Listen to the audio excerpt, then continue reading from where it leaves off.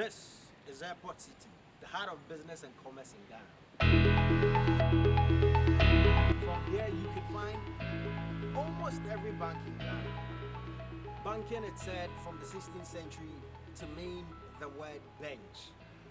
Benches from which trade began. We've seen 7 banks collapse. 2 in 2017, 5 in 2018, the cost of which is estimated at 9.9 billion Ghana cedis. The social cost cannot be estimated.